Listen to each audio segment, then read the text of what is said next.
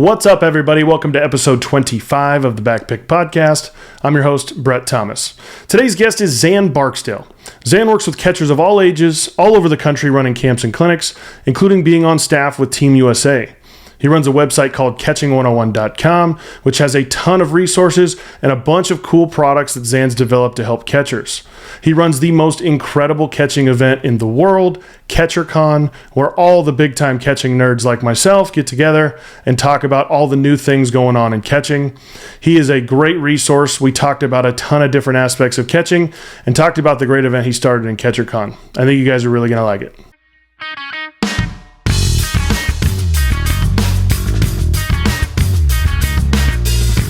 The Backpick Podcast and the Catching Academy are happy to be partnered with All Star Sports, who we think does the best job of taking care of catchers. You can go to their website and use our code CatchingAcademy10 and get 10% off anything site-wide. So my first Xan Barksdale experience was, I want to say 2009 ABCA convention. I was a undergraduate assistant at Cal and was like in heaven. This is my first ABCA. You know, I'm all gung-ho. I'm fired up. Like, I am just pumped. And so I marked down all the catching guys, and there you are with University of Louisville, and you are speaking. And even at that time, I felt you were a little ahead of the game. You had like an app that you were developing and some things like that.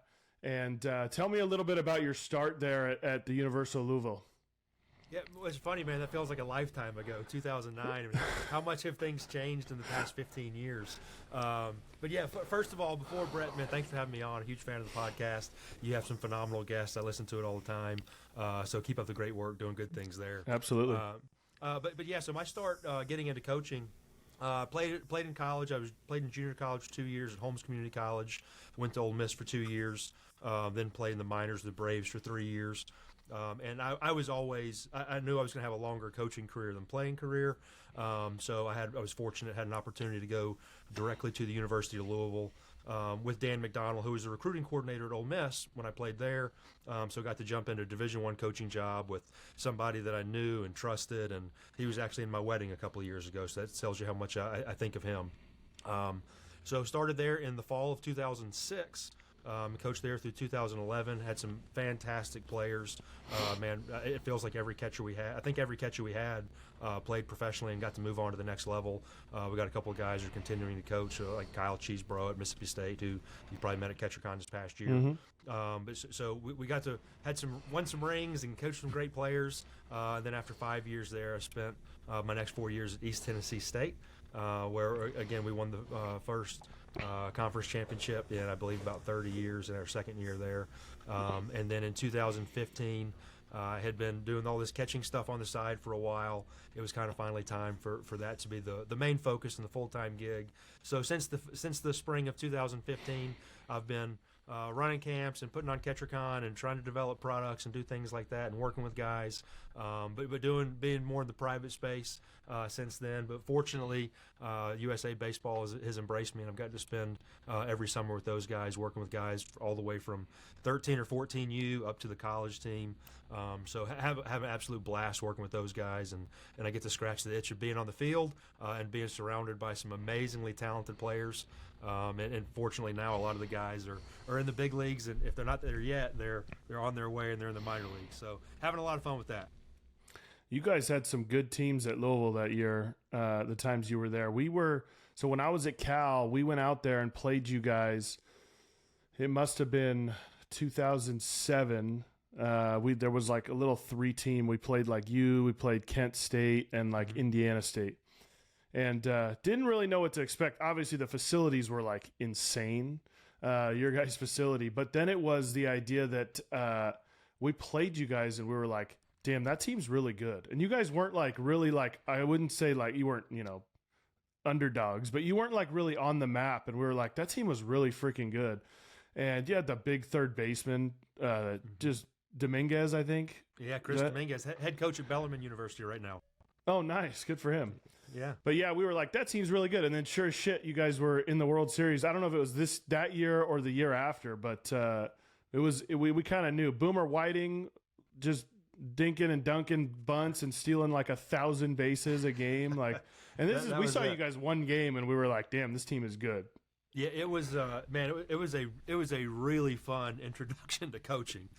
So we inherited a really good team from 2006. Lalo Prado went down to I think South Florida, and we came in. So we inherited a lot of good players first year. But like you said, Boomer Whiting was our leadoff guy. I think he led this country in stolen bases that year with maybe 60 something or 70. Every time he got on, he stole. And that would be the thing that I think most people recognized about him. One of the things that I remember is I think he's the most incredible bunter I've ever been around. And he didn't just get bunts for hits because he was fast. He took so much pride in it, worked on his bunting every day before practice. I mean, he could put it on a dime, and so had a ton of success from that. And then we had Logan Johnson, a lefty, who was our second baseman, who's also in the U of L Hall of Fame now. So Boomer would get on first, Boomer would steal, Logan would get him over, and then Dominguez would drive him in. And it was just that from a top to bottom lineup standpoint, I don't think you could have created a better lineup with better just pieces put in. Whiting literally led the game off with a drag bunt against us, and I mean, it was deadened to the point where it just literally stopped. Like if you were to just say, hey, this is the perfect place to put a bunt, it was put there, but it literally like had a little like backspin and just stopped there. And like before anybody even picked up the ball, he was already on first base. And I looked at one of my teammates, I said, you know, because I was a pretty good bunter and I was the same kind of way. I like to take pride in my bunting. I was like, how did he do that? And he's like, I'm not sure, but there's got to be a way. And I went like literally the next week was talking to my coach about like where to put my hand on the barrel a little bit more to like deaden it. But I mean, it opened my eyes to like, dang, dude, there's even more to bunting than I know at this point in my life. It was unbelievable, and I think that starts at the Mac. It starts at the top with Coach Mack. I mean, he had our bunt guys. They'd come out early and practice every day. And one of the things that always sticks out to me is, you know, you talk about you don't get a bunt for hit because you're fast. You don't get a bunt for hit because you're running out of the box. Maybe softballs has some different things there. But in baseball, for the most part, if you get on and you're a bunt for hit guy, especially when everybody in the country knows you're a bunt for hit guy, it's because of the execution and the placement of it. So, I mean, he was fantastic. And we had a couple of guys like that. We had Chris Cates, our shortstop. He was fantastic as well. But, man, Boomer, he kind of took it to another level. For sure, for sure. You and I kind of had a similar career. You played a lot further than I did, but I talk a little bit about your relationship with Coach Bianco at Ole Miss. You know, you didn't play a ton when you were there, but you obviously have a great relationship with him. Talk a little bit about that. Oh man, so you know, I think you can look back and there are certain decisions you make, you know, in hindsight that you realize that had a huge impact on how my life came out. So, you know, before we talk about that briefly, head coach at Holmes Community College, Kenny DuPont, huge impact. It was a great decision for me. My junior year in high school, I tore my ACL, so I didn't have tons of offers, you know, and I wasn't a highly recruited guy because I'm a catcher wearing a Don Joy knee brace that goes from my hip to my ankle. So for me, spending 2 years at junior college was a great decision. And then I was fortunate. I knew I always wanted to play in-state in the SEC. If you grow up in the South, I mean, SEC is life. You don't watch any NFL games. You barely watch any MLB games, except for the Braves. And you just you live and die SEC. So my parents both went to Mississippi State. If out of high school or college, if I could have gone anywhere, I would have said I wanted to be a Mississippi State Bulldog. But it just didn't work out, and they didn't need me, and it wasn't the right timing. But I was fortunate, and they saw something in me at Ole Miss, and I got to go there. And the 2 years that I was at Ole Miss, I learned so much about baseball. You know, it was amazing. Coach Bianco comes from that Skip Burtman, you know, coaching tree. And it is absolutely amazing. The attention to detail, the way that they teach, you know, it's not just get out there and rep. The players in that system really have a good understanding of what you're supposed to do and where you're supposed to be for different situations and different plays. And I think that's where a big part of my love for coaching came. I always knew I wanted to coach, and I think from a young age I knew that. But being around Coach Bianco was fantastic. So yeah, I've kept in touch with him. He actually spoke at CatcherCon a couple years ago. Fortunately, he was the coach, the USA Collegiate baseball coach in 2022. So I got to be on his staff. And it was funny, in 2019, Dan McDonald was the head coach. So I got to be an assistant coach on the USA coaching staff for both the guys that I coached with or played for in college. So really special, and all those guys have a special place in my heart. It's awesome. Yeah, I was the same way. I mean, junior college guy and got a chance at Cal. And again, I didn't play a whole lot, but Coach Esker, he really pulled me along and knew I wanted to coach. But it was like, I felt like I was like, almost too into wanting to be a coach as a player. Like I already knew I wanted to coach. That's what I wanted to do. And so then you get into, as you're playing and I'm not playing as much, and he kind of harnessed me into the coaching thing. And it was pretty cool. And I see the similar thing with you and Coach Bianco. Yeah, I think a lot of players, it's tough. It's not easy, and you know this as well too. Everybody wants to be on the field. You want to be out there playing. You want to be batting third. You want to be the guy, so to speak.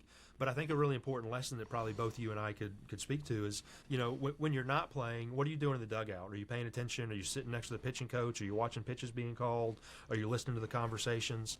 And so you're right. I wish I would have played more at Ole Miss. I would have loved to. But at the same time, watching the game management, watching how the pitchers were used, helping guys get loose in the bullpen, you kind of get to see a different aspect that you don't always see when you're just catching every game behind the plate. So I definitely agree. I learned so much from my time, whether I was on the field or I was on the bench or in the bullpen, just being around those guys, you can absolutely learn a ton. Oh, yeah, incredible. Okay, so talk about you'd shift into the private sector and start to really focus on more of the individual instruction. You created some great tools and things for catchers. What led to that decision? You're coaching in college and you decide to shift over to, more of a private deal. It's definitely not an easy decision. I will say this. It's the same thing when you go from being a player to getting into coaching. So in the minor leagues, I'll be the first one to admit, I was not a big-time prospect. I didn't have a big signing bonus. I think my days were probably going to be numbered at some point anyway. I probably could have stuck around a couple more years and been an organizational guy. But I knew that I'm probably not going to make it to the big leagues. This is probably not going to be a career for me as a player. So when Coach Matt called me and said, "Hey, I just interviewed at Louisville. I think I'm going to get the job. If I get it, I want you to come on staff with me. Are you on board?" And I had to okay, Coach, I appreciate it. This is a lot. Let me think about it.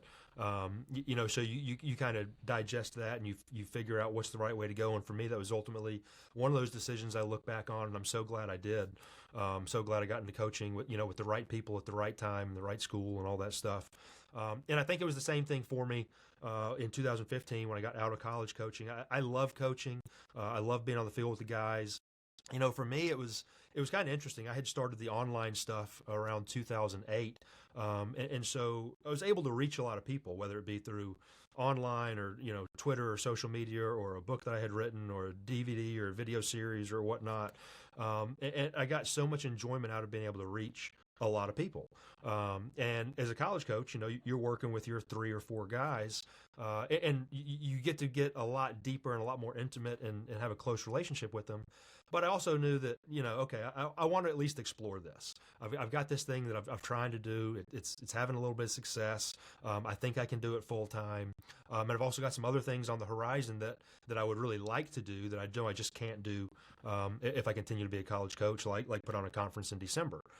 So it's a hard decision, but ultimately I kind of went with my gut, mulled it over for I'd say a month, but in reality, it was probably 6 months to a year. I thought about it, like, man, is this a possibility? Should I do this? What are the pros? What are the cons? And ultimately, I'm really happy I did. I love my life right now. Being a college coach is fantastic. It's tough though. You're on the road a lot. You're away from your family a lot. Even when you're home, you're fielding recruiting phone calls at night, so you're not always present, even though you're in the same house. And now doing the private thing, I get to spend more time with family. I've seen my parents. I always tell this story, and I apologize for getting long-winded, but the first year I got out of college coaching, I saw my family more in that 1 year than I probably did the 5 years combined. So I've missed friends' weddings, and I've missed births, and you miss all kinds of things, and just being in the private sector and allowing to work with create my schedule a bit more has been a blessing. And then being able to work with USA Baseball, it's just the icing on top of the cake. It's the same thing, same story for me. And that's what I tell people all the time. I'm like, I loved coaching in college. I loved the recruiting piece. That was like really, I loved that kind of like figuring out how to, what makes guys tick and how to get to what they really are looking for and how do we fit that. And I obviously love being on the field, but I was so passionate about catching. and I had 4 of them, and I look at it now and it's like, we've got over 100 catchers in here coming in on a regular basis. And I'm like, man, like this is, we're the ultimate catching coordinator for all these, programs here, but it's the same exact thing. I'm like, man, like this is cool. We're hitting BP today and I'll hit some fungos and whatever. But like, I just want to be in the cage with the catchers, on the machines and working on stuff like that. And when you find that passion, it's almost hard to, college coaching is this huge broad deal, right? I mean, you wear so many different hats. And I was like, I just love catching, man. I just want to work with catchers.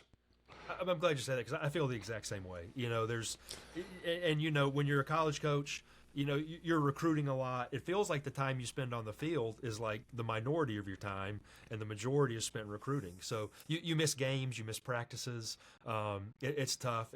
And for me, I know there's a lot of guys that if you gave them the option, said, hey, you can go recruit and watch a game today, or you can spend the day on the field with the team. For me, 10 out of 10 every time, I want to be on the field working with the guys.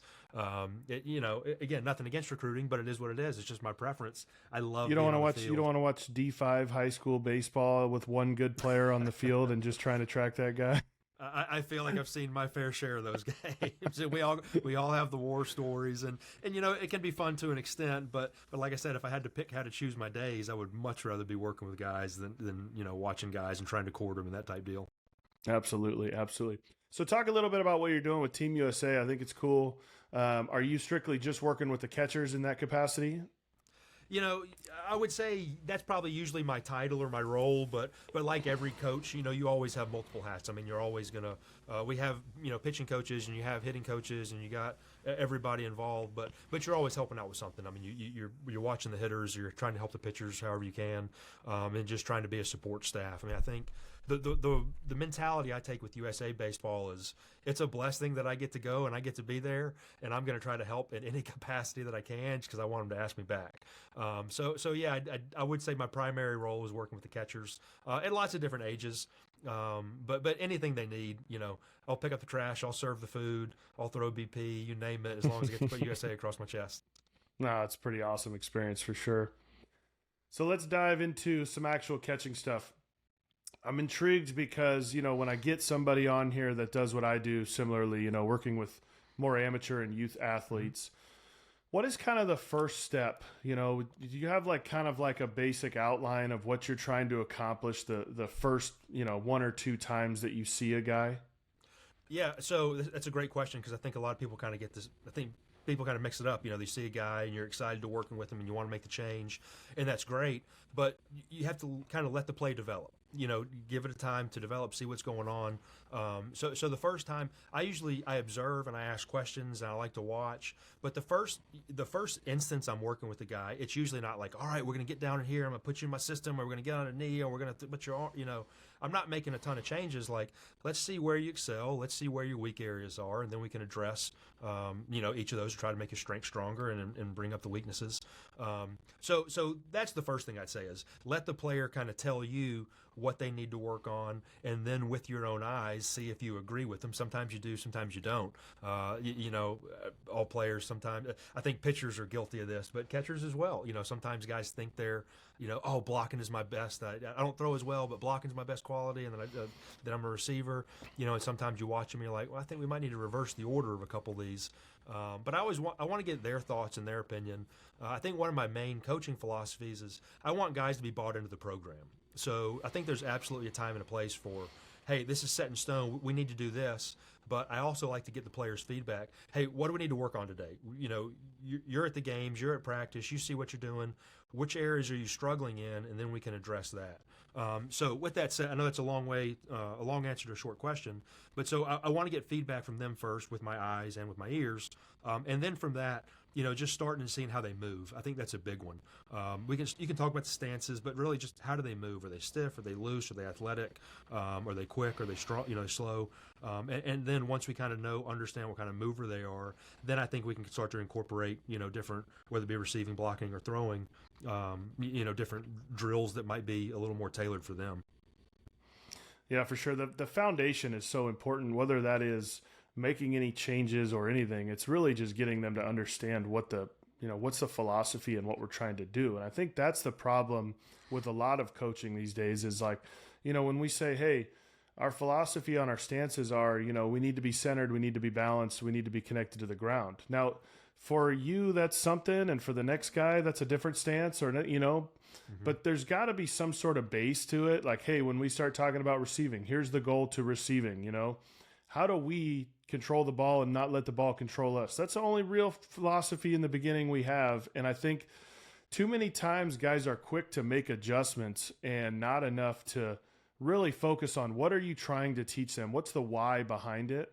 And that's why I tell our guys, I'm like, number one, you got to understand what I'm teaching you. So if you don't get it, you got to stop me and say, hold on, bro, I don't get it.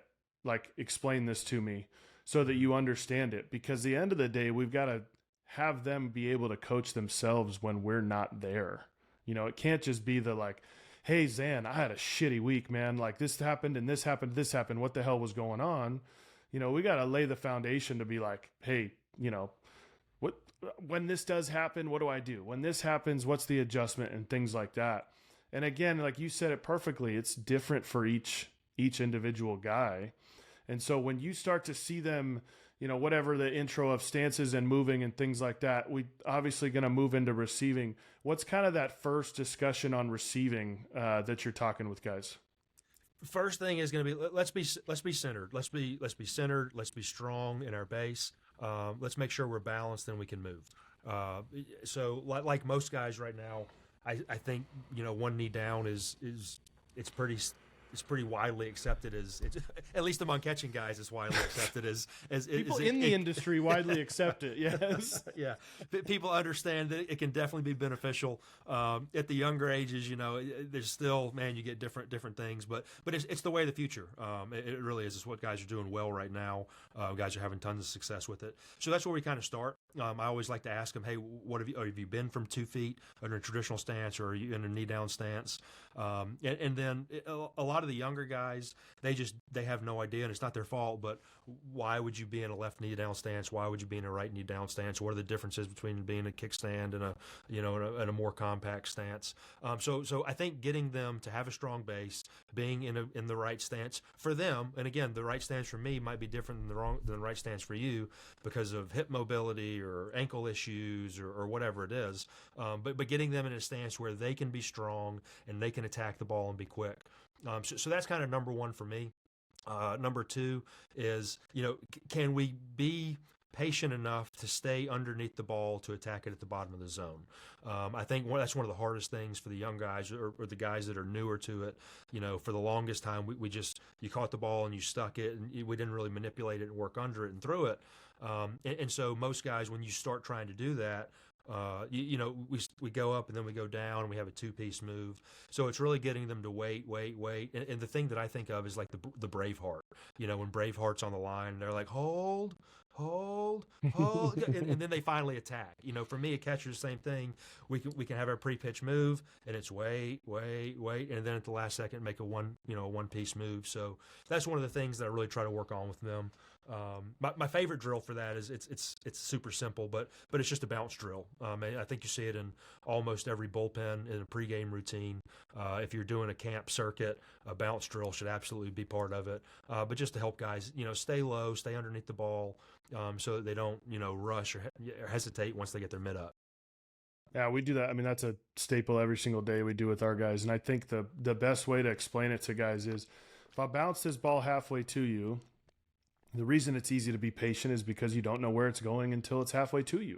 Mm-hmm. So now when I toss it in the air, let's wait till it gets halfway to you. And obviously at this point, I'm only, 10 or 12 feet away. But then it gets to the point of like, that distance of like, okay, now let's see how long we can wait.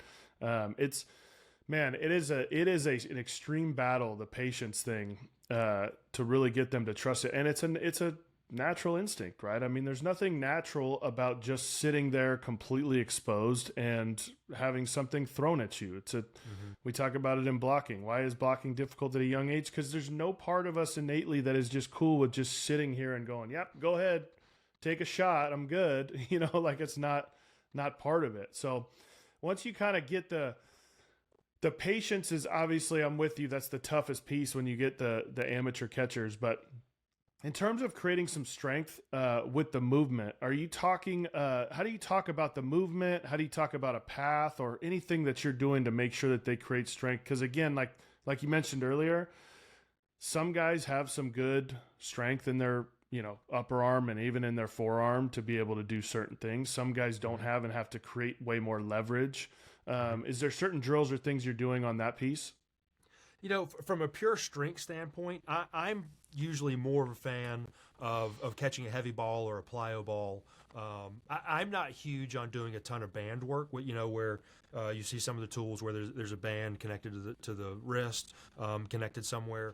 I don't think there's necessarily anything wrong with that. I prefer having the weight inside the ball. So I like tossing the 1 pound or the 2 pound plyo balls and having guys work up through that so that you really feel it, just to make sure that the tension is or the resistance is going in the right direction. So for me, sometimes you could have a band connected to a fence behind you and it's on your wrist. Well, that means the tension is going down, and that's what you're feeling. So for me, I think if you are going to use a band, again, nothing wrong with that. Just make sure it's anchored at the correct point where we're trying to feel the resistance going up through the ball. Kind of no different than we're trying to keep our bat path through the path of the ball. I think I like to try the mitt through the path of the ball on the way up. So I would just make sure that the resistance point is going in a straight line there, and it's not directly down or up or some other thing. And I just feel like for me, plyo balls kind of help. They're going down with gravity. They're fighting the mitt. So that's kind of my number one goal for helping that. Yeah, and honestly, the lighter ones also, just in the terms of some speed. And, we've found, I think it's the Farm System is a hitting guy down in, I want to say they're in Southern California. But, they got these balls and they're for hitting, but they're all different sizes. And the biggest key is that they all look the same. They're all the same color. They're all, because we would do the plyos where we want to do like different weights. But, when you start throwing it, they see the color. They know what speed actually it's going to be, right? So now these ones are all the same. They get the heavy, they got to be ready for the heavy one. And then they're, and then all of a sudden the normal size baseball one, boom. And they're like, wow. And they're like, whoa. And I'm like, you see that when we're emphasizing that patience and getting really strong below the ball, how fast we can now move. And obviously we know that speed with the glove is a massive piece in terms of, I wouldn't say fooling the umpire, but, trying to make it a little bit more difficult for the umpire in that regard. So go ahead. Well, I'm glad you brought that up because that was exactly what I was going to merge into. I think it's easy to think about the strength piece. I think the speed piece sometimes gets a little bit overlooked. And for me, when I'm watching the guys in the big leagues, like some of the guys that you've had on the show before, the guys that are the best at it, their mitts are so fast. I mean, it really is like sleight of hand, where they can manipulate the ball and move it in a matter of a split second, and the timing to be able to do that is just an incredible skill that if you've never tried to catch a 96-mile-an-hour fastball and not just catch it and get in the mitt, but actually manipulate it and be in the right spot at the right time, and catch it, if we want to call it on the fly, so to speak, it's just unbelievable. So, but for me, the speed is where you are able to kind of, fool the guys, if we want to call it that. Well, if you don't work fast, you can't work late. Right. I think that's another piece of this. I tell guys, I'm like, if we want to be patient, like we can't be patient, moving slow through this thing. Like, we have to move fast. And then the faster we move, the more comfortable we feel letting it get deeper. Just like hitting, you train and you've got some bat speed. It's like, oh, if I got some bat speed, cool. I'm going to make my decisions later and have more information on the pitch. And, at the end of the day, it's like, if we're just trying to guide the barrel there, like, we got to make that decision halfway there, and we know we're not going to make good decisions there. Absolutely. You got to have confidence. One, you got to have a skill. I mean, you got to be quick, but you got to have confidence in yourself as well. And I think you said the same thing. I know there's been a little bit of debate about, decision making. Do you make decisions early? Do you make decisions late? I think we want to make decisions as early as possible. With that said, sometimes the decision is, okay, I need to wait, and then attack or then go. It's not just making a decision late, like I got a late read. So for me, I want to teach guys to get the reads as early as possible, and then to understand that, okay, just because I got the right read doesn't mean that it's full steam ahead. Sometimes I have to wait and then attack at the end. I love that. And we had Brandon Oliver on the show, who spoke at CatcherCon at one point. and he used the phrase time management. You know, how do you manage that time that the ball's coming to you? And it made so much sense to me where like guys you're hitting, you're like, okay, I recognize breaking ball, but I don't just take my fastball swing. You know, I recognize breaking ball and then I time that up. And that's the same thing I tell guys. I'm like, you can recognize ball in dirt like right out of the guy's hand because it's so bad. But like we've got to time up the block. Like we can't just get to the ground without all the information to go do it. Absolutely. I'm right on board with you for that. I think both you guys are on the same wavelength I am. So make the decision early, read it as early as you can, and sometimes whether it's a swing, whether it's a block, whether it's a movement with our mitt, sometimes you got to wait, and that's the difficult part. You always do a good talk at CatcherCon on some of the tools you use, and our sponsor, the show All Star, I know is a big sponsor for you. Talk a little bit about some of the tools that you use on the receiving side as we kind of stick with that, with just kind of figuring out how to get guys to understand that. Sure. Well, so I'm with you. All Star, man, they've been fantastic to me. I know you're working with them as well. I mean, I think if you're a catching guy, I mean, it's hard to not like All Star. I mean, I feel like they make the best gear out there, and this is not a sponsored thing to say. It's just they make the best stuff. So I use a lot of their tools. I use a lot of training mitts. For me, training mitts, I've always said I think training mitts are like golf clubs. You may not need every one every day, but when you have the collection of them, there's a right time to use the right one. So the newest one, the most popular one over the past year or so is the Keyhole. I really like that. You can feed it in with the foam balls and train really high velocity where you're really working on pocketing the mitt or pocketing the ball. And I think pocketing the ball is more important now than ever as guys are trying to move their mitt. I mean, if you're off by 2 inches, you've not only just missed it, the ball's behind you now. So I love the Keyhole for pocket awareness. I think it's fantastic for that. I also really like the Equalizer, which is the mitt that has the half web. I think I've always thought that's phenomenal. As soon as you put that on a player's hand, you just kind of see their eyes like, oh crap, I better focus or the ball is about to drill me in the face mask. So I think that's an easy way to immediately get guys to pay more attention to their reps.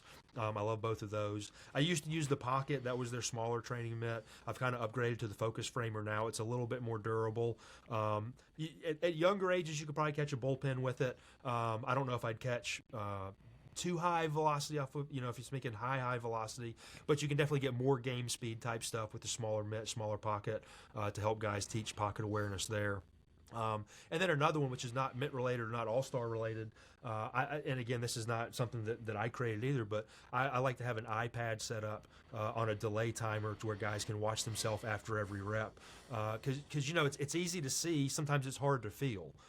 So if you have a guy that gets feedback, so they're able to perform a rep, and then a second and a half, 2 seconds later, they can watch the rep and then move on to the next one. I think that's a fantastic way to get guys to understand. So you can say like, "Hey, did you feel that right there? Did you see the hesitation?" And then you can make a comment, and then they can see it on a video almost instantly. For me, that's one of the best things with working glove movement, especially as guys are trying to, in the beginning of that, when guys are trying to get rid of the two-piece herky-jerky moves and trying to be smooth and trying to be late and trying to be patient and work up under it. I love that. We used to do that. It's a good reminder that I got to do that again. I can't remember who online posted about it a couple years ago, and I did like Eddie Rodriguez. I know Eddie Rodriguez said it early. I think he was the first one I heard it from back in 2019 or 2020. Yeah. I've been using it ever since. Yeah, that might be it. And I would even do ones where I'd set the iPad up over the shoulder like an umpire.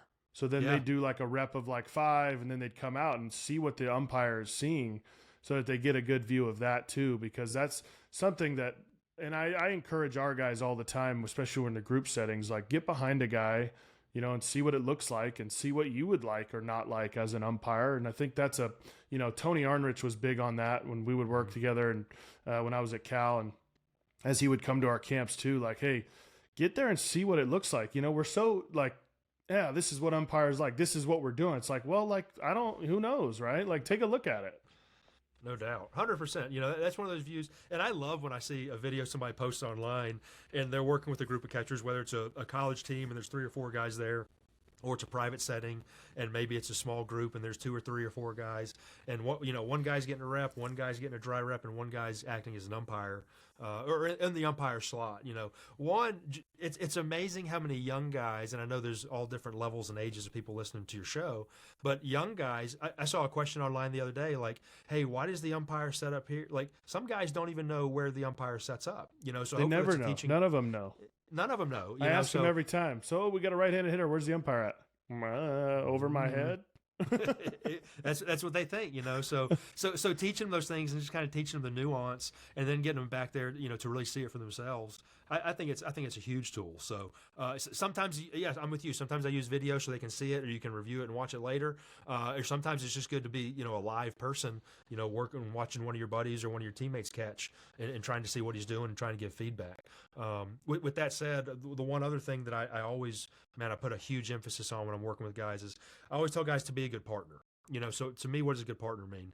If we're doing receiving work and you and I are partners, and I throw you 10 balls right on the black and you receive them great, and then you bounce me a ball and you throw one ball over my head, and then I catch a ball and then you bounce another one, it's just hard to get in a rhythm. It's no different than taking batting practice and some guys throwing you 3 balls and then you get a strike and then you get one more strike and then a ball. So I teach guys to put a big emphasis on being a good teammate and giving productive feedback. Don't just be mute. Like, yeah, you don't have to get on the guy, but try to coach them up, try to work, learn to communicate, learn to express yourselves, and try to communicate with everybody as best you can. And so when you get behind him and you can tell him what you're seeing, I think not only does it help the guy who's receiving the feedback, but I think it helps the person who's giving the feedback, because they have to verbalize what they're seeing and what they think and what might be better. Absolutely. And to go back on the training tools, it's funny because, I'm not into like gimmicks all the time, right? And there's a part of me that's always like, it just kind of looks like a gimmick or whatever. And when the keyhole was kind of being developed, I was like, is this kind of just like a gimmick, Yeah. But I'll tell you what, that is such an incredible tool. I mean, I am so bought in on this thing. I think, like you said, the pocket accuracy, but also the idea that, like, guys, one of the biggest detriments to our receiving is guys just getting too catchy. Mm-hmm. Right. And the idea that it's like, dude, just don't squeeze the glove. There's a great video of Patrick Bailey working with, Craig Albernaz on YouTube. And you see him, like, the thing is wide the whole time as he's using this tool. It's not like he even, because I see some guys, they'll close the glove even with the keyhole. And I'm like, I like, guys, just keep it open so we start to just feel what the pocket being open at contact feels like. So it's a great tool, but I'm going to plug you because we use your foam balls here. And honestly, they have been phenomenal, not just from what they, obviously offer in the ability of like you can't use hard balls with the keyhole. So it's great for that. But, man, we've been able to get guys comfortable just cranking velocity. One night I made the equivalent of 95 miles an hour. And we were like, I did the math or whatever. It was like 35 feet, and we got the junior hack, and I'm using those foam balls, and they were loving it. And they start to really push their limits in terms of what they can do with some comfortability. I think, the big tough pitch is obviously the glove side and getting that thumb out and around that thing and the confidence to do that. Now we throw your foam balls in there, and these guys, I can go, hey, zero fear, just go get it. If it smacks you in the thumb, you're literally going to feel nothing. So those have been an awesome tool for us, and I thank you for those. Well, I definitely appreciate you saying that. That is very kind of you, but I don't want this to be an ad for the foam balls. I want to circle back to something you said a minute ago. It's just getting guys excited. And, receiving has become a cooler thing over the past couple of years. But forever, I think all catchers have dreaded, here, more receiving work. It's just not cool. It's just not sexy. So I've never thought of myself as a gimmick guy either. Like, now I have every gadget like in the book. Now, if it's available, I've bought it, tried it, could write a review on it. But with that said, I think there's a time and place for them. And in the actual time I'm spending with guys, I really don't use a whole lot of those things except for the golf club analogy. Whenever I hit in a bunker and I got to have a sand wedge, like, bam, now I can pull it out. But I do think the coolest thing from that standpoint for me is when you have a tool like a keyhole, for example, or maybe an anvil or an equalizer or whatever it is, if you can get a player that's like, oh, man, I want to use that. That's just like, it's like a coach's that's a coach's dream. You know, it's like when a guy wants to use a tool, he wants to receive, he wants to get work in. It's like, man, I'll take every tool I can buy if it means it'll get my players more excited to do drill work. Absolutely. That's a great point. I look at you just saying that. I think about sometimes, like, hey, are we using the keyhole today? Are we doing this today? Mm-hmm. And they're pumped about it, which is a great point. I don't really think about how, we're getting them excited to come in and do the stuff that we didn't love doing. All the drills and drills and drills. You know what I mean? Yeah. It was monotonous. I mean, we used to do a lot of, receiving, and we didn't have the fancy mitts. I mean, I don't think I had a training mitt at all as a player. I mean, I think about as crazy as it got was catching a tennis ball barehanded. Maybe a wiffle ball if you were really out there on a limb. But I think the guys now, they have so much access to cool stuff that's fun, and not only just fun but productive as well. So I like all those things. When I was in college, Tony Arnerich played for Tim Cousins, worked with Tim Cousins like all growing up, who's the catching coordinator for the Orioles now, I believe. And I think he developed the equalizer. Okay. So we're in college, and we're used to just like on the machines, like Tony's pumping this fastball, here's slider, whatever. Tim comes one day and brings these equalizer gloves, and just like you said, it was like, oh shit, because Tony didn't go, here's an easy fastball with the equalizer. It was like, all right, now jump in for a round with this, and you were like, okay, I better be good with this pocket, or this is not going to be good. Yeah, it's funny you say that. So now thinking back, the only other tool that I really think about, like when I was in college, was Incrediballs. They're made by Easton, the rag balls, that have cloth, and those things will pump out of a machine. Like you can juice it up, and they are really hard to catch. Just because if you don't catch it right in the sweet spot, right in the pocket, it's going to bounce out. Just because the elasticity of it, it's going to bounce out of the pocket. So we used to use some of that but same thing, you get it and it's like, oh shit, man, we got the Incrediballs, like feels like going 100 at us today. You better get ready. So I want to dive into a little bit of blocking, because this is one thing with the amateurs, and with you have little league coaches that are mostly dads, and this day and age, high school coaches are mostly dads these days too. The idea of when do we start to incorporate the knee down blocking? When do you start to make that a piece? When do you start to kind of at least help them figure out if that's a path to go? That's a question I feel like I get a lot, and I might answer it differently every time I get it, just because it's tough, and I think it does depend on the player some. I think by the time guys are on a regulation field, for me, is kind of the metric I use the most. So maybe that means you're starting at 9 years old, and maybe you don't really have it down for a couple of years, and by the time you're 12, you're getting ready. But I think if you've been at this point, if you're 14 or 15 and all you do is catch traditional, I think you're probably a little bit behind the 8 ball if you're going into your high school tryouts. Even whether or not, a completely different conversation, whether or not your high school coach wants you to. But so for me, the transition should really try to take place around 12 to 13 when they're getting on a regulation field. Ideally, we're going to work on it earlier than that. Doesn't mean it's mastered, doesn't mean we're perfect and we have it down to a science and we're still learning our bodies. But maybe we kind of started around 10, because now I don't think kids even start pitching until 8 or 9 now. So coach pitch, I don't care what that does, yeah. And then 8, 9, as kids are starting to learn pitching, the zones are gigantic, because they have to be gigantic, because kids wouldn't, it would just be a walk fest. But I think somewhere around 9, 10, maybe start to incorporate it, and then by 12, 13, take it a little more seriously. And then hopefully by the time you reach high school, beginning of high school, you're pretty comfortable with it. What about you? What are your thoughts? Well, honestly, it's important they get into that stance as early as possible, whether they're doing it with runners on base or whatever. And this is the part that bothers me, is when, a lot of times people will be like, well, they got to learn the fundamentals at a younger age. And it's like, well, the reality is that the reason we started the one knee stance was the lower your center of gravity, more connection to the ground. You have better balance, right? And these are all things that a 9-year-old has zero of. They have no control of their body. They have no balance. Then we put them in these traditional stances, and their center of gravity moves further away. And then we're like, no, get down to that ball on time, but also receive it when it's in the air. And it's like, I mean, I'm at the point where like, I did this little league training, and we did a catching, session for them. And blocking, to me, teaching kids to block is just more about a mentality at that age. It's like, I don't even want to think about how you physically do it. I just need you to want to go do it.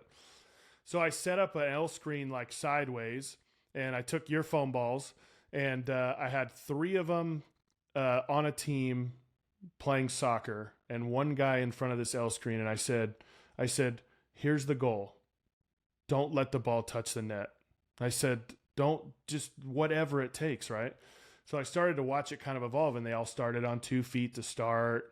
And then like one kid, and he just kind of goes down. We haven't even talked about like stances or anything, but then he goes to 1 knee, right? Then another guy goes he starts to see all the shots are low. He goes on 2 knees, and he's like, well, from down here, I can do a lot more. And then if it's up, I've got my glove to still be able to go like this, right?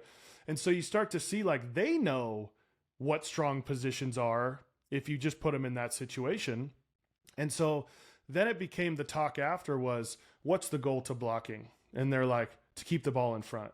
And I'm like, give me more. Like, well, don't let it get behind you. Give me more. It's like, what are all these things trying to do? Like, well, don't let them move up. Like, don't let them move up. Just like I told you, your goal on the soccer game was, don't let the freaking ball go on the net. And you didn't think about, here's the technique, or here's how I do it, or here's what I'm trying to do. It was just simply don't. And too many times I think we're caught up in the how everything gotta look. And the reality is, when we put a 10-year-old on a knee and just say, don't let the freaking guy move up. Well, just let them pick the ball in certain spots. Let them, try to go block it with the whatever stance they're in, and do all that. But at the end of the day, we just can't let them move up. And just blocking the ball and keeping it in front of us does not always equate to we didn't let the guy move up. And so if we're so concerned about how every single thing looks when we're blocking, we're just not going to be concerned about this guy actually moving up a base. I'm with you. And I would say I teach the mechanics of blocking way different than I did, 15 years ago when I was at Louisville and you were at Cal. I mean, we would start like, all right, guys, we're going to block 10 down the middle, and then 10 glove side and 10 arm side, and, work to get out. And don't get me wrong, I think there are still some good takeaways from doing things like that. But now the vast majority of the work is more on the reaction, more on using the glove, keeping it in front, doing anything you can, and really trying to improve the read and reaction.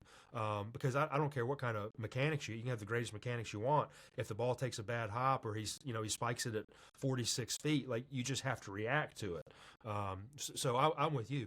Whether that be, bouncing balls that, or throwing balls to him to block that bounce differently, or setting up a goal behind him, anything that we can do just to get him to be like, holy shit, this ball's not getting by me. I don't care what I have to do. And that's the mentality that you're talking about. And I think that's what we have to instill in guys. Not that, well, our glove is going to go to the ground first, and then our knees follow, and then we tuck our chin. And none of that stuff is wrong, but I just think it's kind of a backwards way to teach it.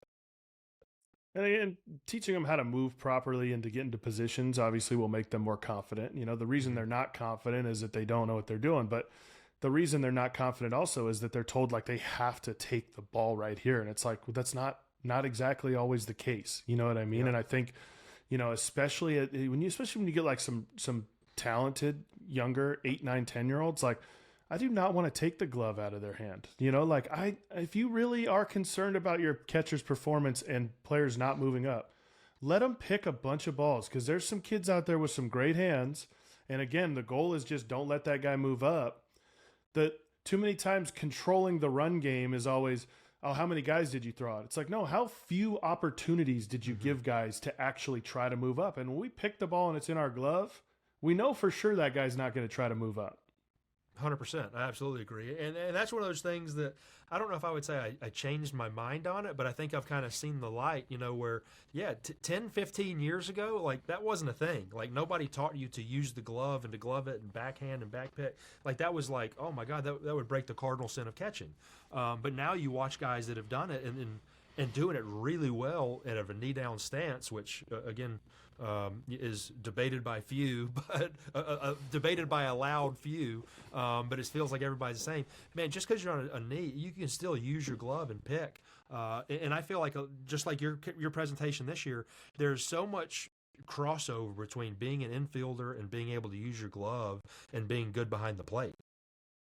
And I think the one knee stance has evolved the pick because you're just more connected to the ground. I mean, if you're like sitting up, most time we had like people who were like picking the ball instead of blocking. Well, we're in this traditional stance so high up, and then I made the wrong decision. I kind of, my body's sinking down and I'm trying to pick this thing. That's really difficult to do. If I'm just on a knee, I'm basically that first baseman that has a really good connection to the ground. And now I can actually make a legit quick move through the ball instead of this like defensive, like, I made the wrong decision. Just tell the guys, just be aggressive in whatever decision you make. And I think inside every catcher, there's a kid that's dying to be a middle infielder. I knew that I was never going to be a shortstop, but I always thought like, oh man, if I could play another position, I'd love to be a second baseman and turn double plays and be quick and do that. Absolutely. Like guys, you want to use your glove. I think it's just a natural. It goes hand in hand with being a catcher. So I think embracing that and letting guys do it. Yeah, no doubt, we got to practice it. They have to be competent in it. You have to work with them on it. It's not just something you just acquire because you want to. But yeah, let guys do it, man. Let them use their glove. It's fun when they surprise you how good they can be. For sure. I was definitely that guy that the coach had to kick out of the infield during BP all the time. I was too. You start in shallow right center and you creep up and you're like, the second baseman's in this hitting group? Cool, I'm going to go jumping over there real quick. Convenient. Yeah. So I'm the same as you, man. That's fun though.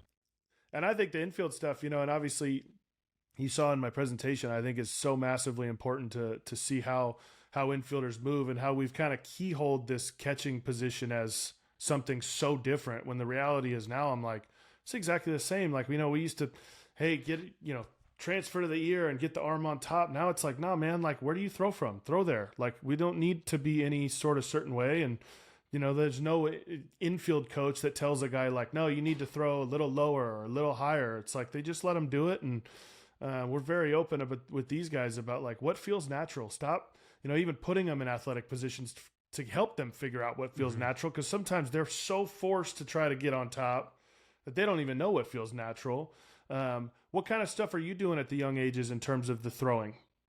Well, so man, I'm glad you went into that. So that's exactly where I wanted to go when you said that. It's funny. So all the young guys, they all think, oh man, I have to have perfect backspin and I get to go over the, and you see them so far over the top. I got a player that I'm working with. He was so far over the top. You're going to think I'm lying. It was like this. Like he was almost like guys. This. Mm-hmm. Yeah, I mean, and it comes from a good place. Like they're just trying so hard to get the right backspin on it.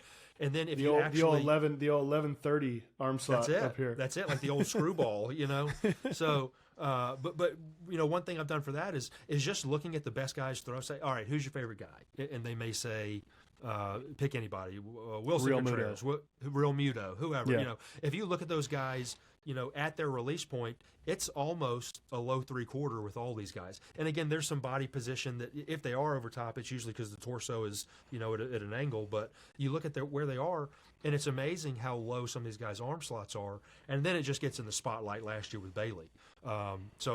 Bailey was actually on the 2019 college team. Oh, nice. So when he was at NC State then, so I got to see him then.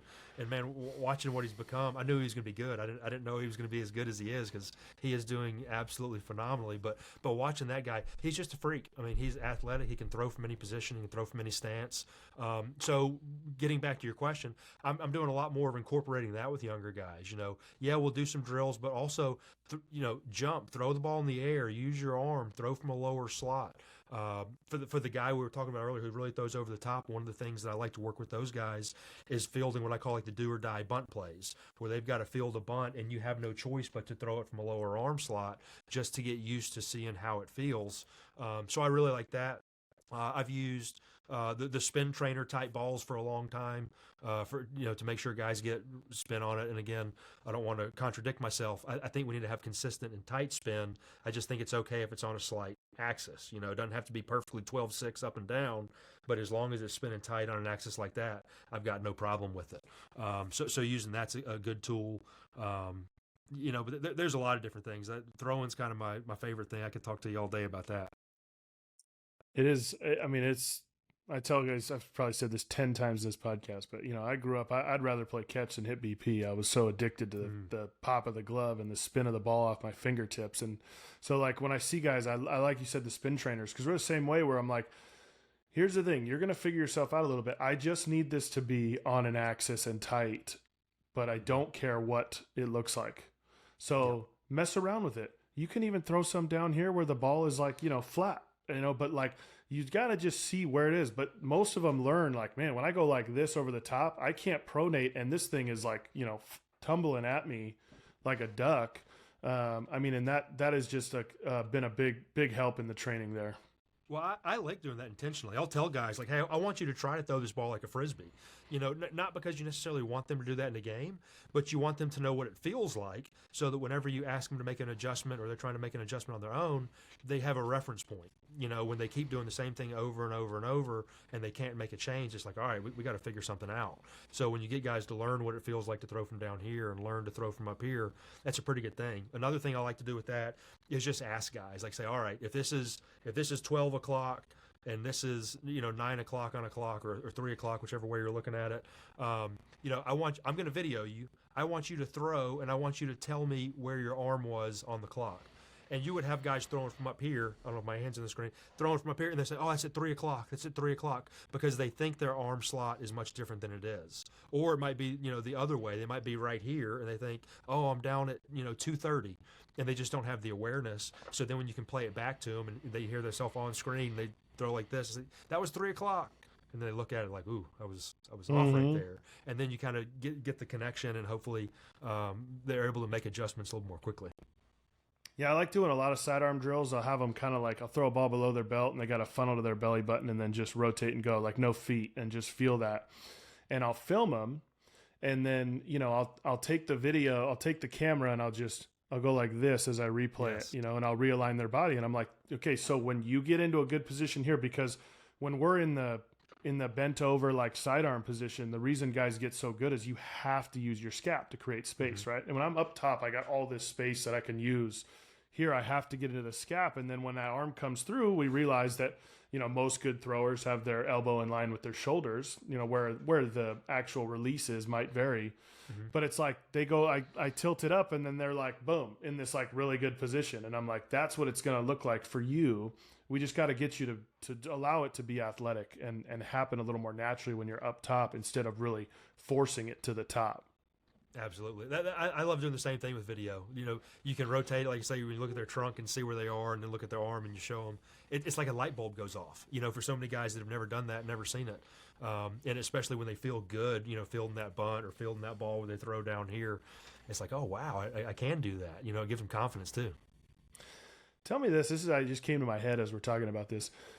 How come, like nowadays when we as coaches, especially in the catching world, and you talk to big league coordinators and, guys like us working with amateur players and things like that, we always study the best, right? Like we just study the best guys at what they do and how does that apply? And it doesn't apply to every guy, but at least we would look at the best as a model of what it should be, right?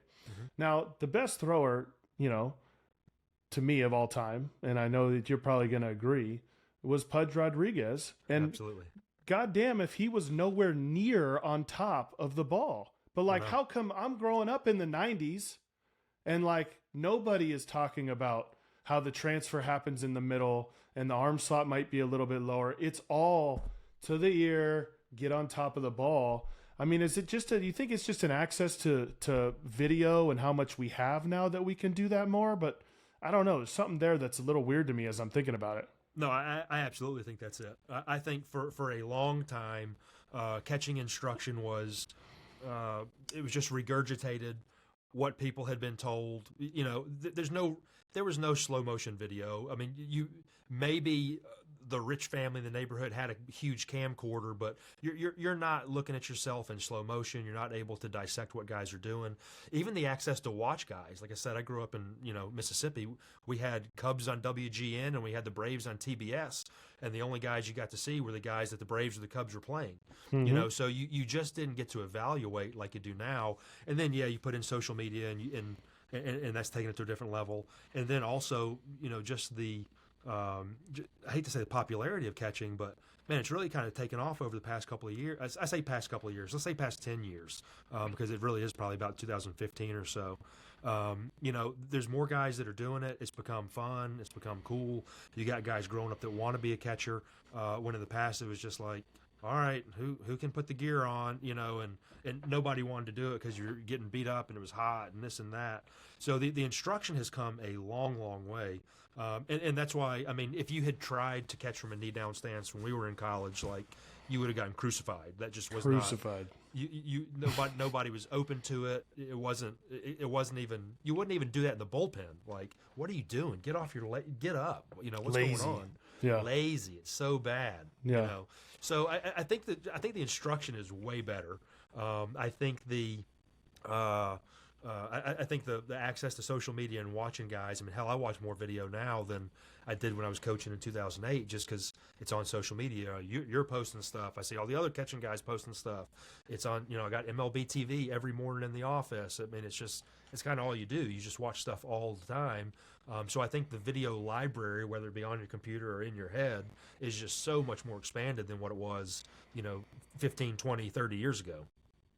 Yeah, absolutely. And you got some great stuff that you post too. I love those compilations you put together, by the way. That's like, I call that catcher porn for us, catcher guys, where it's like, just, That's that's the new hashtag, catcher porn.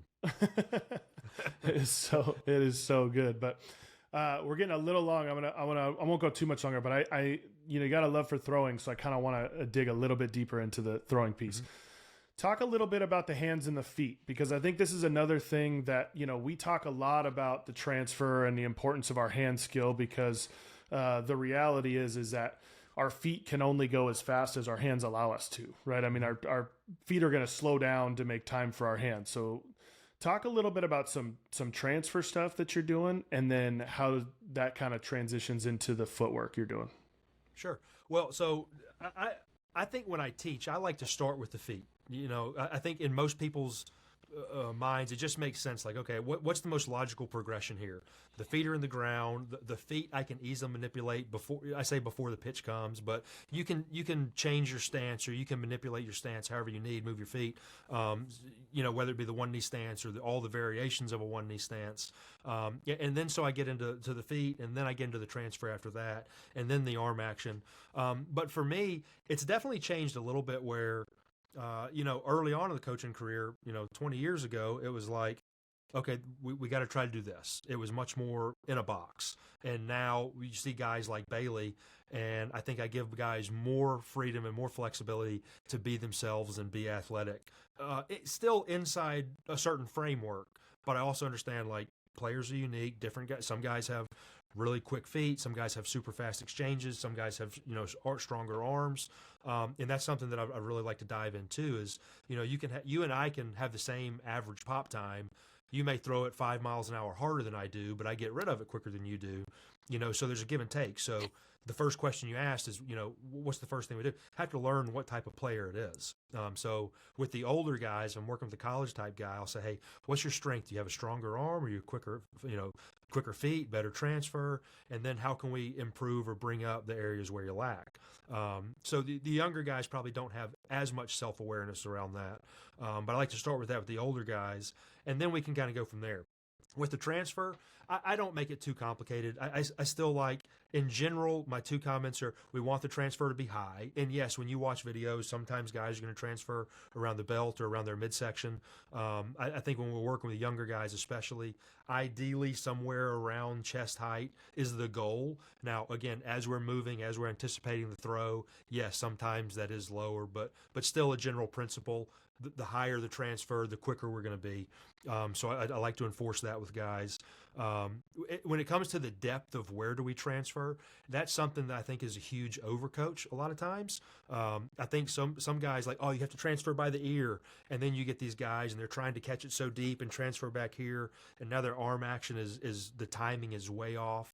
So I think in general, where most guys naturally transfer is usually a pretty good spot. Sometimes we need to raise the height or make them more aware of the height. But ideally, that's kind of going to be what we think. The only time I really make a change for that would be if a guy's having trouble bobbling the ball, not getting a grip. If you see a guy that has 10 reps and 3 of them get mishandled, okay, maybe that's a guy we need to transfer a little bit further out front so that we have more time to get a solid grip on the ball. So that's kind of where I start with the transfer. I try not to overcoach too much. I try to see where guys are. Generally, I like it to be a little bit higher. And then with the feet, there's so many different ways to throw now. I'm a huge fan of throwing out of the right knee down stance. I think it's so easy. I think you're already in a position. I think it's almost like a modified pitch out. If you can get your body turned. But the general goal is, like you said, you can't throw the ball until your feet are on the ground. So let's get our right foot on the ground as quickly as possible, and then let's try to get our left foot on the ground. Usually about 0.2 of a second after that. Sometimes a little bit more, sometimes a little bit less, depending on the height and the stride length and that sort of stuff. But for me, that's kind of the general goal. The back foot lands, then the front foot lands about 0.2 of a second after that. Then the rest of it is, probably very similar stuff to what you're doing. I love, and I think that, I think now we've both been in this game long enough in terms of the amateur side that it's like, I love the way that you're always like, well, depends on the guy. Well, it depends on the guy. And I think that's super important to so many like of the youth coaches out there that are listening, like just let guys go out and do things. I'm a big fan of external cues. And this is not just, like I'm obviously at a young age for sure, but even as we get older, but like, I got these targets and, it was a Instagram ad. I'll plug them because I love them so much. I don't even know who they are, but they're called TIR targets, TIR targets. And they're these rubber targets and they have these Velcro things. I put them on the nets. They got little bells on the back. So when it hits, you get a little bit of a sound, but it just gets to the point, even with the younger guys, I go, hey, here's the deal. Like throw it and hit that thing, and let's just see how their body works when they're external and just focusing on what they're trying to do as opposed to internally. Hey, get your hands here, get your foot there, go to the thing. Now, obviously, we're going to have to get internal with them and make some adjustments, but let's just have them go. I tell, tell all the youth coaches, and we're doing the Little League trainings and stuff like that. I'm like, guys, stop teaching throwing mechanics. You don't fucking know what you're talking about. Just put a target out there and tell them to hit it, and let's see if they can do it. And if they can, shut up. Like, it's absurd. Like, just make everything external. Hey, here's the deal. Hit the ball to right field on this round. Okay, boom, boom, boom. See if they can do it instead of trying to teach them how to do it. So for me, like you said, I'm a big fan of like now, and early coach Brett was, here, do this. This is this. This is this. Here's this cool drill. This is this cool drill. Now it's like, use your eyes, see it. Let's focus on external cues, and then we move to the internal stuff. No doubt. And one other quick note on that I think is interesting. I actually found this out yesterday. We were working on putting together one of those videos like you're talking about, and I was looking at some of the best throwers of the year and the worst throwers of the year. And again, I'm not here to like call people out and do that, but the guy right now in the major leagues that's throwing the worst, I mean, objectively the worst, he is only throwing from 2 feet, a traditional stance, when almost everybody is throwing from a 1 knee down stance. And again, I feel like sometimes I get the reputation of, I think everybody has to be in a 1 knee stance all the time, and it's even if when you're 5 years old and this and that. I think do what's best for you, but it is interesting data point that the guys that are throwing the best are doing it from a knee. The guy, right, and this may change next week or next month, but the guy currently that's doing it the worst of all big leaguers who are still the best in the world again, but he's purely traditional. And I tell guys all the time, like there's a small minority of my guys that actually use 1 knee down with runners on base because it's difficult for them to buy into it. I try to put them in situations to feel comfortable with it, but there's just a lot of guys that feel more comfortable on 2 feet. I know that they're much worse receivers in those situations, but if their coach is on them every time a ball gets by them, and they're going to blame that, or they. Obviously in high school, controlling the run game is much more difficult than in the big leagues or, at the higher level where guys are not very good at holding runners on and they're not throwing as fast. And so, I get it. The reality is our job is to just expose them to as much as we can to help them feel comfortable, and they go out and use what tools are best for them. Like I tell them, and like I tell every Twitter troll out there, you just have to be objective about data and what actually works. Mm-hmm. And we can't just, be the naked eye, right? Of what's changed this whole position. The whole receiving was the naked eye until 2015 or whatever, when StatCast and Baseball Savant started like actually grading catchers, and you went like, oh man, like everybody loved throwing to that guy, which was why he caught, and he was a good receiver, but he actually wasn't very good at receiving. Mm-hmm. I think it's funny you mentioned that, and I 100% agree with you. So I'm going to pose a question for you, and I'm not sure what the answer is. Okay, when we look at the receiving metrics and the receiving stats, it kind of started with fan graphs or pitch FX, and now we have some more advanced systems and metrics. It seems like the catchers. If you have who are the best pitchers in the league? The best pitchers in the league now were the best pitchers in the league 5 years ago. The best hitters in the league, they usually have an extended. They may not finish number 1 or number 2, but they're going to be in the top 5 consistently. Like a guy like he's been retired now, but Albert Pujols. I mean, was Albert Pujols ever ranked the 30th best hitter in the major? Like, no, he was always consistently in the top. The interesting thing was receiving, since they've started measuring it in 2013 or 14, or I think there was some stuff before that, but say 13 or 14. It seems like pretty frequently there's a new leader. It's kind of, this guy's really good for a year. Like Jonathan LaCroix. I think Jonathan LaCroix was really good in 14 or 15. And then it was like 16 and 17. He was like way at the bottom of the list. And again, I'm not saying that to pick on him if he's listening by any means, but I'm just saying that there's not quite as much consistency with some of the guys who have received well and ranked really high. Do you have any thoughts on why that might be, or what could be occurring to make that happen? I think just pushing the envelope is really what I would say is done. Is like, and I think, we had Trevino on the show, and he was talking about how like, dude, I love this position now so much because every guy is like trying to figure out what's the next way to get this pitch or that pitch or whatever, right? Where, like you said earlier, you do drills receiving just to, hey, good soft hands, looks good, stick it. And then you were just focused on blocking and throwing. And so when we were kids, the best catchers were the guys who threw everybody out, and we just thought those were the best guys. And we always wanted to be the guy that everybody wanted to throw to. So we worked on our receiving the way we thought was right then. But I think the difference now is that now when you have put a metric to anything, that everybody's now wants to move up that leaderboard. Mm-hmm. So they're like pushing and pushing. Oh, how does he do it? How does he do it? Okay. And then they're studying each other and they go, man, like Jonah Heim was the best in zone 14 last year. And let me look at a bunch of pitches that he did that. You know what I'm saying? So I think Absolutely. It's more the idea that the metric has given these guys a leaderboard that they're like, dude, I want to move up. I know that, hey, if I hit 20 home runs and I'm at the top of that thing, that's 15 mil a year, like I gotta go be that guy. And so I think it's more that the metric has given them a reason to push the envelope. Yeah, I think that's a good point. And just to give your show a plug again, we looked at it yesterday, and so far for the first month of the season, he's leading the league in receiving. There's a couple different stats, a couple different ways to look at it, but I think he's basically number 1 and 2 in all the metrics.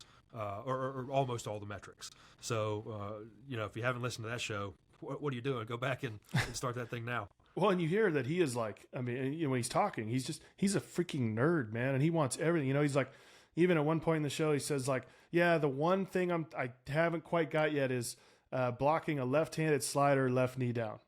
And he's like, I don't need to, because I'll just go right knee down or whatever. Like I can do it. He goes, but I just want to eventually figure that out. And that's the piece where the catching has now gotten to the point where these guys are like, it's not just like, oh yeah, you're good. And again, back when we were kids, like you had to hit, the reality was you had to hit as a catcher and you threw, and we just said like, who threw out the most guys? And that's cool. Like, it's just such a different thing. And coming from a, absolute catching nerd in myself, like I just couldn't be happy. It's why it drives me nuts when you have the casual fans are like, oh, catching's the worst ever. I'm like, dude, we are in heaven right now as catching people. I mean, we really so are. Good. Like you said earlier, like the guys that want to catch now are guys that could play freaking shortstop. Mm-hmm. Like that's the type. We used to be like put the big kid back there, throw the gear on him, like, he'll be fine. Or like, he's got a strong arm so he can go catch. And it's like, now we're getting guys that like, literally you always had like the kind of infield convert at the big league level. But now it's like, you're getting the guys that could be playing shortstop at 12 going, no, I want to catch. Absolutely. I mean, you look at the good young guys. I mean, the Baileys, the Rutschmans, the Morenos. I mean, those guys are free. Gabriel Moreno, he's like one of my favorite guys right now. I love watching that guy. I think so far this year he's thrown out like 5 of 8 potential base stealers. Now with that said, his pitching staff is obviously doing something really well because I think they have the fewest attempts against. But he's also got the highest caught stealing percentage in the league, like by a lot. I think the last year the average was 19. I think at this point in the season it's down to like 17%. And he's throwing out guys at clips of like 63%. So these young Insane. guys, Bailey as well. I mean, it's really fun to watch these young guys coming up. Catching's really good right now. It is, and I think the best part about that, like you're talking about the throwing, is that these guys are figuring out how to throw guys out. And what I mean by that is like there's not a, hey, I gave my best throw and like my pitcher didn't give me a chance. It's like, no, when Bailey sees that guy got a good jump, he's going to spin on the right foot and sidearm and see how quickly he can get it down there. So we're starting to be like, you have to understand the situation, not just like we can't. Getting the guy being safe and you having an excuse does nothing for us, right? It's like, what can you do? Like, I understand maybe you're put in a difficult situation, but let's figure it out. Yeah, and I love that. I love watching the guys like transition. Some guys will start in a knee down stance, and then as soon as they see the runner go, they start to plant. They go ahead and set their pivot foot, and they go. Some guys, hell, I saw it the other day. A guy's kind of in a traditional signal type stance. As soon as he sees the runner go, he's immediately dropping his right knee so that he's in a good throwing position. If the runner's not going, he's dropping his left knee to be in a better receiving position for him. So these guys are absolutely thinking outside the box, trying new things, and they're having a lot of success with it. Love it. I want to real quickly talk to you a little bit about CatcherCon because I think it's important that the listeners hear about this. And I did a little piece on social media about it, but this is such a great event. Talk to me a little bit about when that kind of idea started and talk about the snowball effect it's had. Well, I appreciate you saying that, and I appreciate you making that post. I think I got it saved somewhere, so I definitely appreciate the kind words. But so CatcherCon, if anybody's listening, I know it's come up a few times in your show. It's a conference we have in December where catchers and catching coaches and parents of catchers get together, and we listen to coaches just like you speak and give your thoughts and tell guys what they're working on. And it's really such a cool event because, in my opinion, one of the coolest things about it is just how open guys are. I always compare it to there will never be a conference like that for football offensive coordinators. Like, not happening. There's no offensive coordinator sharing his schemes and what he does and completely opening up against this type of defense. And, it's just not a thing. But here you got guys who are coaching in the big leagues currently, telling what they like to do, why they like to do it better than this. You have, players doing the same thing. You have guys, it's complete open book. So it's really cool for that. But how it started was when I was at Ole Miss. After my senior year, I went back to finish my degree. I had one more semester of classwork. And then right at Christmas was the ABCA convention. And Coach Bianco, I was helping out with the team. I had told him I wanted to be into coaching as soon as my playing days were over. And he said, well, why don't you come to the convention with us? I said, man, that'd be awesome. And it was in Nashville by chance. So it was close to Ole Miss. And so I drove there, saw that. And I get there and I'm jacked up and I'm like you, I'm a catching nerd. I'm waiting. And I look at the book and it's like, there's 2 guys catching. Like there's one guy speaking about catching on Friday. And then the other guy speaking like Sunday afternoon. But by the time I've already left, like that was disappointing, So I always had that thought in my mind. And then I get into coaching and I just kind of thought like, I'd love to have some sort of event. I have one of my good friends, Lance Wheeler, who developed the Core Velocity Belt, popular on social media and does a ton of camps and things. He had an event called Pitchapalooza, and I was like, dude, that's it. I'm going to have a catching event, same type thing. I'm going to get these guys in here.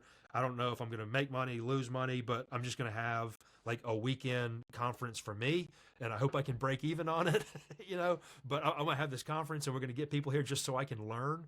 And it was so amazing. Like I say the same thing every year. I learned so much every year from listening to guys like you or Tom Griffin or Jerry Weinstein or Albert. I mean, all the guys. I'm leaving so many names out. Bianco. I mean, all these dudes. But you learn so much from them. And that was one of the things we were talking about earlier when I made the decision to get out of college coaching.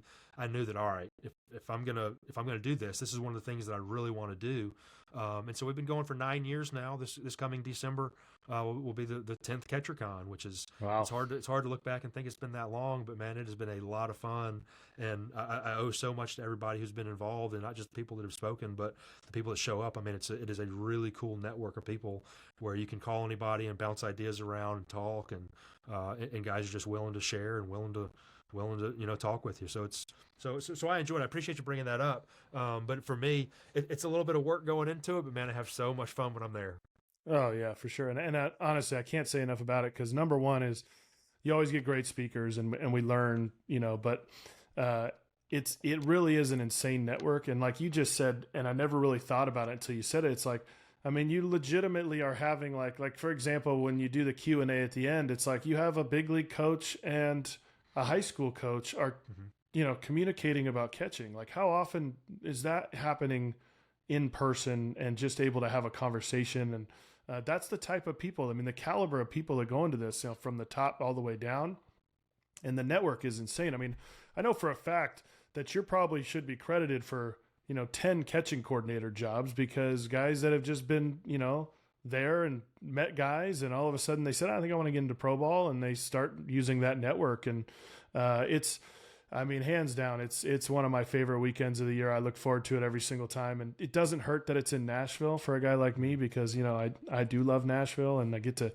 eat some good food, and be out there, and a little bit of the South is always good for me.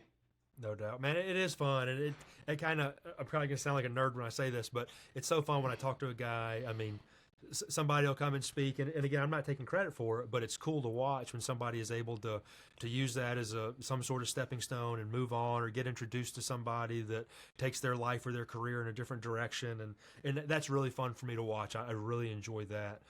That's probably what I enjoy most. What I enjoy second most behind that is a lot of the attendees are coaches, guys just like me and you. But there's also the next demographic behind coaches are parents who are bringing their kids, because there's so many parents across the country that they don't live, in the Bay Area, and they don't have access to a catching coach like you, or they don't have access to a facility, and they're just trying their best to be the best catching coach they can for their son, and they never played catcher. They don't know much about it. They just watch videos online, but they come to this place, and it's like, okay, man, now I know my kid's doing the right drills. He's on the right trajectory. I can ask questions to people who are knowledgeable. So I love seeing the coaches, used as a stepping stone, but man, it's really special too when I see a parent take a child because they're just trying to be the best catching coach they can for their kid, because they don't have access to anybody in their neighborhood or their local area they can go to for lessons. Yeah, it is phenomenal, and I recommend it to everybody. Just an incredible weekend. So you've listened to the show. Our last segment, we call it Baseball Bites, presented by Black Bear Diner. This always fun for me when I get guys from the South, because I love Southern food. So you got to give me, along your journey, this could be anywhere, coaching, playing, whatever, one place to eat that sticks out for you. Man, there's so many. Can you help me narrow it down by type of food or state? What do you want to go with here?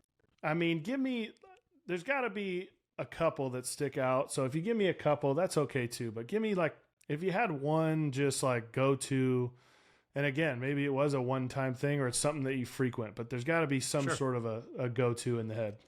And I got maybe a couple different answers. So my favorite place to eat, one of my favorite places, is in Oxford. It's not a chain, but there's a place on the square, if you're at Ole Miss, it's called Ajax. They have the absolute best, like, Southern comfort food.